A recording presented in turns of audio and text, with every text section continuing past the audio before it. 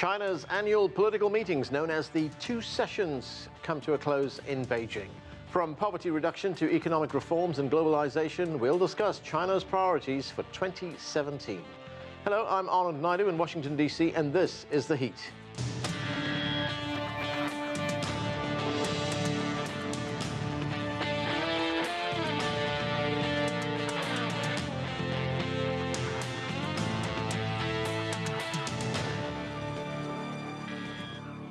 Chinese Premier Li Keqiang met with reporters Wednesday at the close of the annual meeting of the National People's Congress.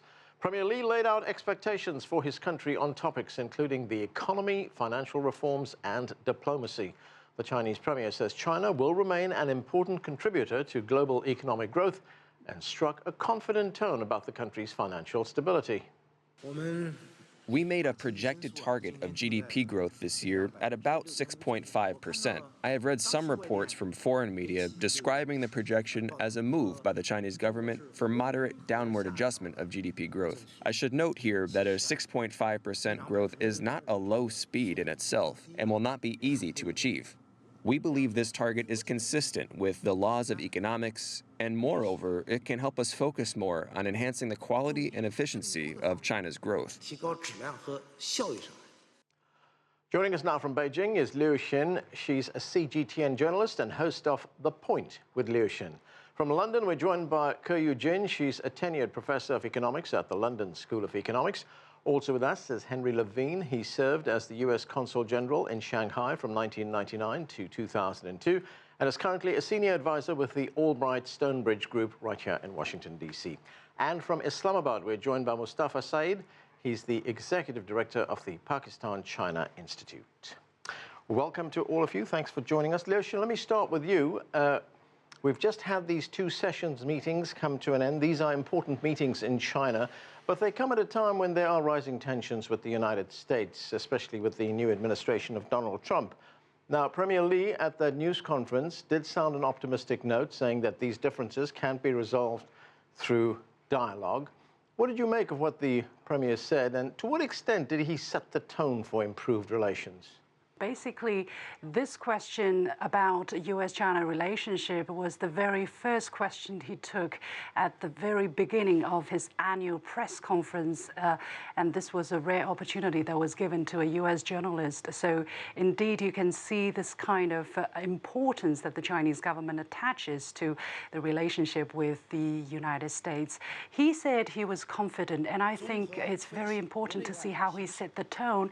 First of all, he said that it has been history between U.S. and China, that although there have always been ups and downs since the two countries established diplomatic ties in 1979, but the overall trend has always been a positive one, has always been of growth and development. A set of numbers I can give you here is the trade, bilateral trade and economic ties between the two countries. For instance, since 1979 to 2015, it jumped 207 times.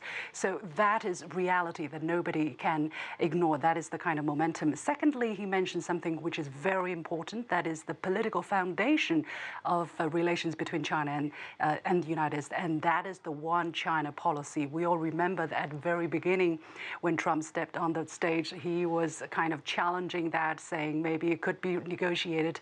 That created huge controversy, but eventually he went back to the normalcy, to the established principle of the U.S. government to honor the One China policy, and he also reiterated that in a phone call with Chinese President Xi. So that was a very positive sign. That means bilateral ties can indeed be pushed forward. There is so this is something that is not negotiable, but once we have this consensus, bilateral ties can go forward. Again, he was very pragmatic, Premier Li Keqiang. He said there are differences on trade, on security, on currency, but we can sit down and talk, and that is a very good sign. As we know, Chinese President Xi Jinping and Donald Trump are expected to meet in the beginning of April. So when we don't have this kind of, when we have the political foundation and the willingness to talk to each other, I think there is a lot to be achieved. Right, Hank, let's get the view from Washington, but first let's watch Premier Li and how he characterized the U.S.-China relationship. Let's watch. We feel optimistic about the future of China-U.S. relations because after several decades of development, China and the United States now share extensive common interests. It is also true that there are some differences between the two countries over issues of some of which you referred to just now, such as jobs, exchange rate, and security issues. But I believe it is important for both countries to maintain strategic focus, sit down to talk with each other so as to enhance mutual understanding. So, as we just heard, a meeting between President Xi Jinping and President Donald Trump planned for next month. What are expectations ahead of that meeting? Well, I think that we've seen some evolution in the Trump administration rhetoric and perhaps even actions toward China, which can make all of us a little bit more optimistic about the outcome for the relationship. But I think it's important to understand that on two issues in particular, there is a growing pressure here in Washington and across the United States to see some progress. One is the trade and investment relationship, where the sense has grown in the United States that somehow the relationship is unfairly tilted in China's favor. The second is, of course, the Korean Peninsula, and certainly President Trump and others in the administration have repeatedly said they feel China could do a lot more to change North Korea's behavior. So I think those two issues will be a focus of the summit meeting, in fact, and will continue to be issues of great concern, and we'll just have to see how the two sides handle those, whether in fact some progress can be made. Okay, let me bring Keyu Jin on these issues. Keyu, to Hank's point about this feeling in the United States that the relationship with China is unfair, that China is taking advantage of the United States. Is that a fair assessment? Well, I think what is unfair is that much of the argument is actually misconceived. Apart from the fact that Chinese imports have benefited consumers worldwide, especially Europe and the US, by lowering consumer product prices and manufacturing prices, it turns out that since China joined the WTO in 2001, it has actually directly affected technological progress in Europe and in the US. Because of Chinese import competition, actually firms were able to, or had the incentive to stimulate, to invest more in innovation and R&D and raise the overall progress of technology. So many studies have calculated that almost more than 15% of European and American productivity growth has actually been directly attributed to the Chinese imports. So I think this is something that doesn't get discussed enough, which we have to take into account, because when these trade barriers are set against China, trying to take it out of the global trading system, actually the ones that are hurt are Western economies more than the general discussion. So I think this is underappreciated. And also, of course, poor consumers consume more of Chinese imports, and they benefit more. So it's actually effectively kind of reduced real income inequality in advanced economies. And if you put, again, trade barriers on China, then the ones that get hurt are the poor households. But that said, I think a lot of the topics in debate are not so fair, including the trade deficit, which is actually artificially inflated because of the way that statistical measurements now compute trade flows is no longer appropriate. So I think much of the discussion is a little bit inaccurate. However, that said, we have to agree that China, there are fronts on China where China is playing a slightly different game on cybersecurity, on intellectual property. These are the right discussions to have. The right kind of mindset is how to bring align China's interest along with the world's, rather than to give these kind of traditional trade wars, which is not going to do good to anybody. Right, let's talk about one of those relationships that China has, and that is the relationship with Pakistan. Mustafa, you are over there in Pakistan. Now, of course, China has experienced considerable growth over the last few years. It's contributing something like 30% to world economic growth right now. What has China's global investments done for Pakistan? You see, a very consistent theme of the National People's Congress has been the OBOR initiative of President Xi Jinping, which envelopes 65 countries. And the pilot project of the OBOR, as you know, is the China-Pakistan Economic Corridor, So the overseas investments of China are a case in point, exemplified in the China-Pakistan Economic Corridor, where $46 billion are pledged to be invested in energy, infrastructure, and development of the Gwadar port. And $10 billion have actually already been financially closed or have reached financial closure, as per the business lingo. So we see the overseas investments and development of China as something which is benefiting the whole region, particularly South Asia.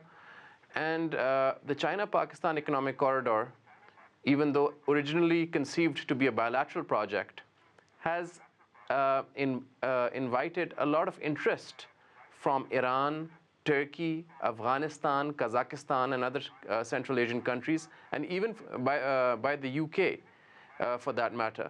So all of these countries are now working on getting involved in this project, which will create a sort of a pan-regional regionalism, if you will, or a greater South Asia. So I think it's a development and a rise of China which is being shared through the One Belt, One Road initiative. Okay, Liu Xin, of course, China's signature regional development program project is known as the One Belt, One Road initiative, sometimes called OBOR. There's an OBOR summit that's scheduled for later this year. But looking at that initiative right now, has it met its goals so far, and what's the outlook? Well, this is a very important diplomatic activity that China will host. Actually, one of the two most important ones. One is this, and the other one is a BRICS summit later this year. Now, China set out the goal of inviting 25 heads of state from about 100 minister-level government officials from countries along the Belt and Road countries, and altogether some 1,200 participants are expected to participate. There will be mainly three parts. One is a roundtable summit. There will also be a high-level meeting, and there will be meetings focused on different themes of the One Belt and One Road. For instance, the connectivity in terms of policy, connectivity in terms of infrastructure, in terms of finance, and also a very important meeting that I would pay a lot of attention to is how to connect people's heart. So how do you expand the soft power of this project? So far, the Chinese government is saying that the invitation is going on smoothly, and we're looking forward to seeing this forum in 2 months' time. We're already preparing to make all kinds of programs in preparation for that summit. What I would like to add to our friend from Pakistan is, indeed, China emphasized this is an initiative that China proposes. It's not a strategy China wants to impose on other countries. So it has to be shared. The ideas have to be shared, the proposals have to be mutually accepted, and the results have to be beneficial to both sides of either China and the country that are along the Belt and Road. So this is very important. Okay, Keyu, I just want to get back to the relationship with the United States. And, there has been some very fiery rhetoric coming out of Washington in recent months, especially from the Trump administration, accusing Beijing of currency manipulation, of acting in an unfair way. I just want to want you to take a listen to how Premier Li responded to that at his news conference. Let's watch this. We do not want to see any trade war breaking out between the two countries. That would not make our trade fairer and would harm both sides. Now, the world pays attention to China-U.S. relations, so our hope on the Chinese side is that no matter what bumps the China-U.S. relationship hits, we hope it will continue to move forward in a positive direction. So, Keyu, the fear there is a trade war, and as Premier Li pointed out, a trade war will hurt both sides. Are you confident that these differences between the two countries can be ironed out in the interest of a better, more prosperous relationship?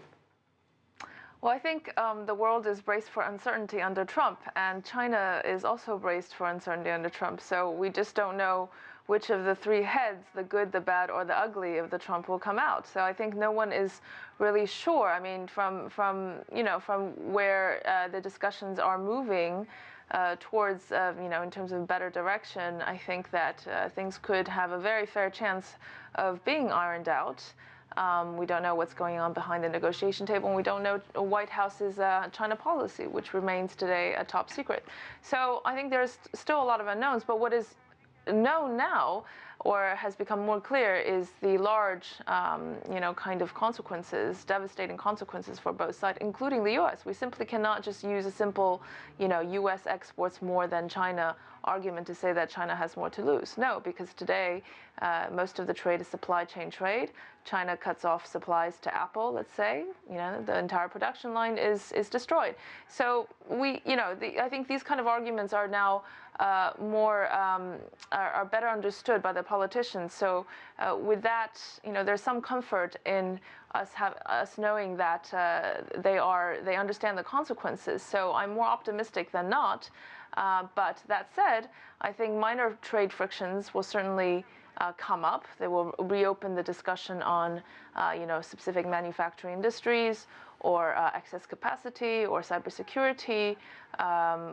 Many leaders of the, in the White House have past experience in these sectors, so these will likely be the targets. Hank, what do you make of that, the rhetoric that we're hearing? Will it have to be toned down? It's not simply a case of the fact that China exports more to the United States, therefore China wins.